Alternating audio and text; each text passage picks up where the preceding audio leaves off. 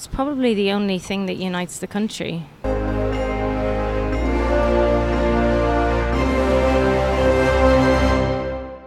British Rational's review of the year 2017, Episode 4, October to December, in the months when...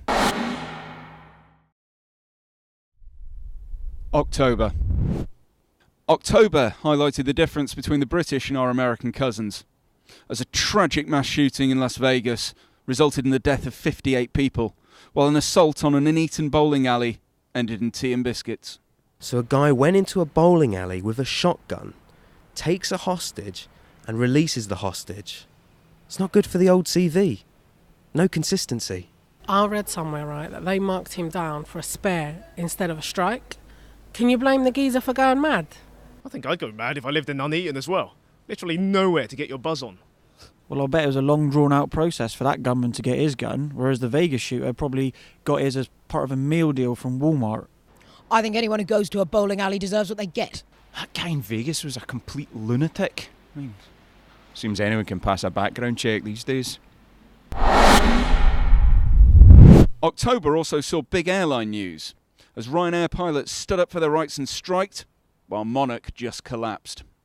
Oh, we're going to Ibiza. Diddle it, hey, back to the island. No, you're not anymore though, are you? Hey, get back to Blackpool, it's been waiting for you since 1975. I'm delighted for the pilots. I mean, Irish people hate Ryanair almost as much as we hate Louis Walsh. It's probably the only thing that unites the country. Bloody poor show, and that's why I vowed to never fly Ryanair again. But then I needed to book flights for skiing. I mean, there's no point holding a grudge, is there? I mean, come on, us women organised a march. Strikes are just an excuse not to work, aren't they? I think the least these people could have done was form some kind of paramilitary wing. Call it the Provisional Ryanair.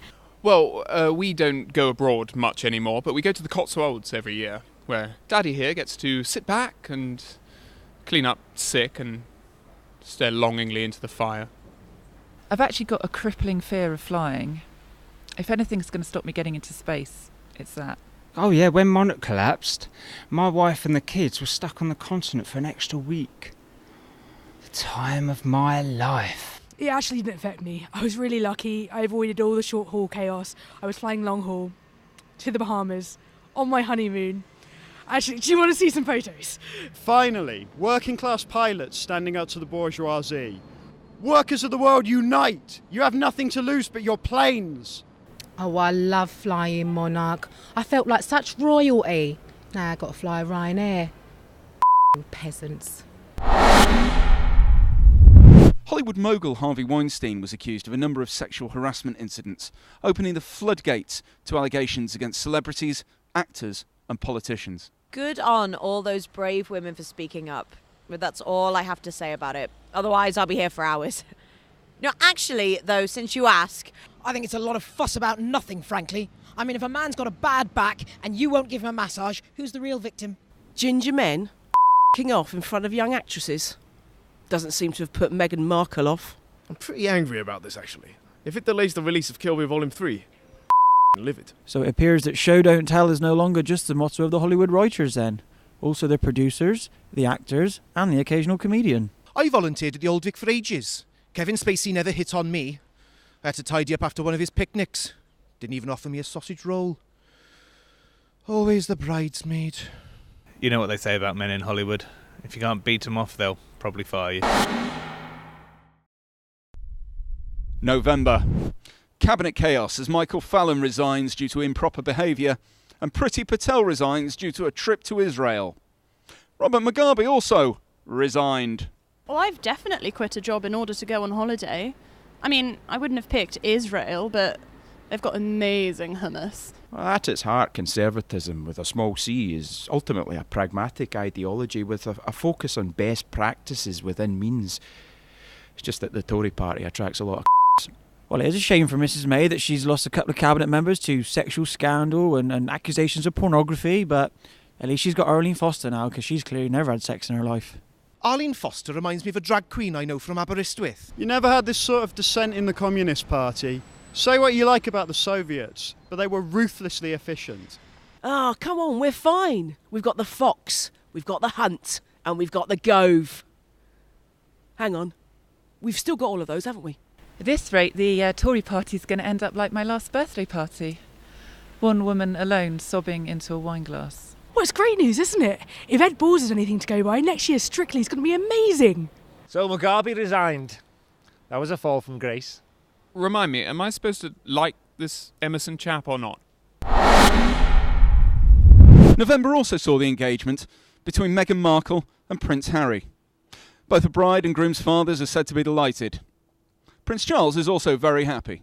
Oh, it's a true Cinderella story.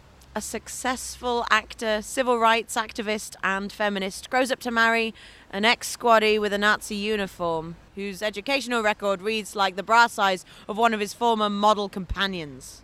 Looking forward to helping out in the stag do. I'm the man who can, yeah. Another eligible bachelor bites the dust.